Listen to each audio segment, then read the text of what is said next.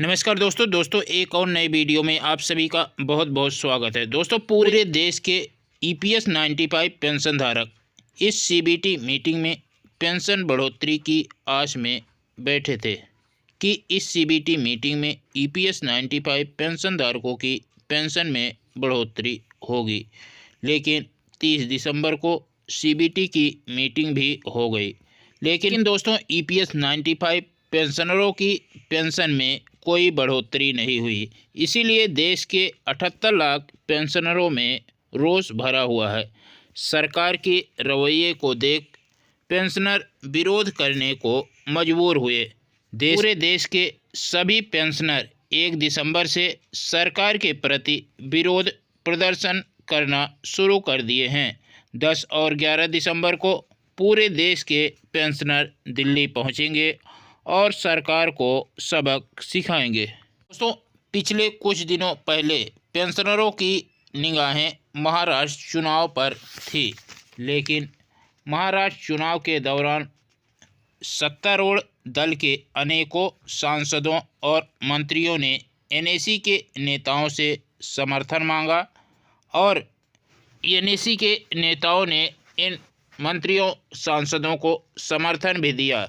इन मंत्रियों ने पत्र भी प्रधानमंत्री और श्रम मंत्री जी के नाम लिखे।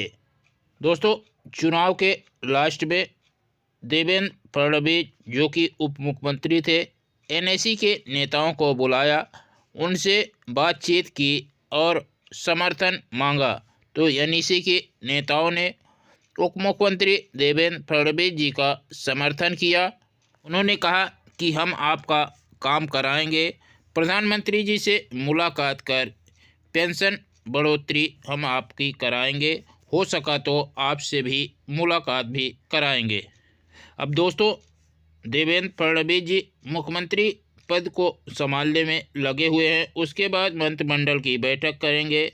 लगभग 1 महीने तो ये से ही निकल जाएंगे। इसके बाद ही देवेंद्र फडणवीस जी से उनके वादे को याद दिलाया जा सकेगा। दोस्तों सीबीटी मीटिंग से एक दिन पहले यानी 29 नवंबर 2024 को श्रम मंत्री मनसुख मांडविया जी से मुलाकात की एनएसी के नेताओं ने। तो श्रम मंत्री ने कहा कि हम अलग से सीबीटी की मीटिंग बुलाएंगे जैसे ही हमें बजटीय सपोर्ट मिल जाता है। आप लोगों की पेंशन में हम बढ़ोतरी कराएंगे। आप दिल्ली के आंदोलन में जो आंदोलन 10-11 तारीख को करने जा रहे हैं उसे रोक दीजिए। ये ऐसा आश्वासन पिछले 7-8 सालों से पेंशनर सुनते आ रहे हैं। इससे पहले भी जो श्रम मंत्री श्री भूपेंद्र यादव जी जैसे ही दिल्ली में आंदोलन होता था वैसे ही वो एनएसी को बुलावा भेजते थे। एनएसी पहुंचती थी, एनएसी को आश्वासन देते थे कि हम आपकी पेंशन में बढ़ोतरी जल्द से जल्द करवा देंगे। आंदोलन टल जाता था, उसके बाद कुछ नहीं होता था और श्रम मंत्री भी चुप मार के बैठ जाते थे और ईपीएस 95 पेंशन धारकों की पेंशन में बढ़ोतरी नहीं होती थी। तो ऐसे झूठे आश्वासन ईपीएस 95 पेंशन धारक कई बार सुन चुके हैं। झूठे आश्वासनों पर भरोसा नहीं है। श्रम मंत्री प्रधानमंत्री बार बार मीटिंगें बुलाते हैं, लेकिन कोई भी पेंशनरों का काम नहीं होता है। इसलिए इस बार ईपीएस 95 पेंशन धारक मोड़ बना लिए हैं कि 10 और 11 दिसंबर को दिल्ली में जोरदार तरीके से आंदोलन करेंगे। श्रम मंत्री मनसुख मांडविया जी को एनएसी के नेताओं के द्वारा बता दिया गया है कि आप 10 और 11 दिसंबर से पहले यदि ईपीएस 95 पेंशन धारकों के लिए कोई घोषणा कर देते हैं या आप लिखित में आश्वासन दे देते हैं तभी यह आंदोलन रुकेगा, नहीं तो यह आंदोलन ईपीएस 95 पेंशन धारकों का जोरदार तरीके से होगा। दोस्तों सरकार और श्रम मंत्री जी के रवैये को देख ईपीएस 95 पेंशन धारक अब विपक्षी सांसदों से मुलाकात कर रहे हैं और उन्हें भी इस दिल्ली आंदोलन में आने के लिए आग्रह कर रहे हैं और उन्हें नोटिस भी दे रहे हैं। दोस्तों, अगर विपक्षी सांसद इस आंदोलन में पहुंचते हैं, सरकार पर और ज़्यादा दबाव बनाया जा सकेगा। इसीलिए 1 दिसंबर को पक्ष विपक्ष के सभी सांसदों, मंत्रियों और विधायकों से मुलाकात की जा रही है और दिल्ली में पहुंचने का आग्रह भी किया जा रहा है, ताकि उन्हें कोई पहल करनी है तो 10 दिसंबर से पहले कर लें।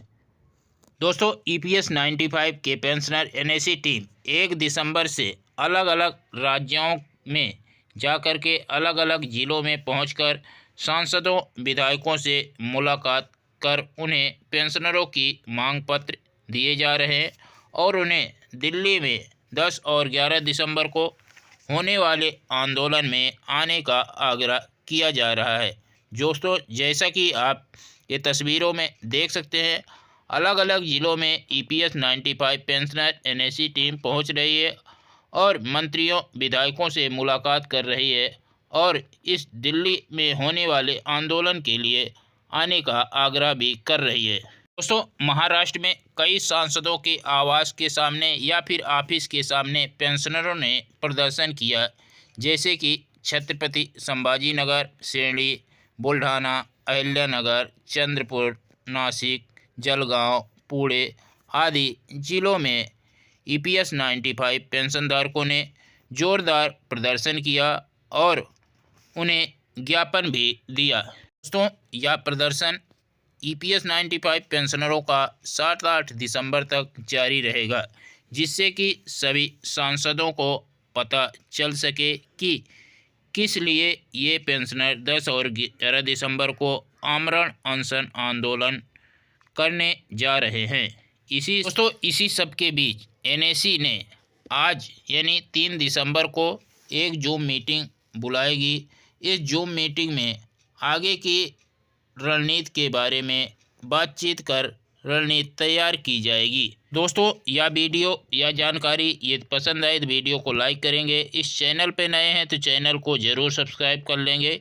EPS 95 पेंशन धारकों का मिनिमम पेंशन बढ़ोतरी को लेकर के दिल्ली में 10 और 11 दिसंबर को जोरदार तरीके से EPS 95 पेंशनर आंदोलन करेंगे। माननीय विधायकों, सांसदों से भी मुलाकात किए हैं, उन्हें भी आग्रह किए हैं कि इस आंदोलन में ज़रूर भाग लें। दोस्तों, यह जानकारी पसंद आए तो वीडियो को लाइक करेंगे। इस चैनल पर नए चैनल को सब्सक्राइब कर लेंगे। धन्यवाद। जय हिंद, जय भारत।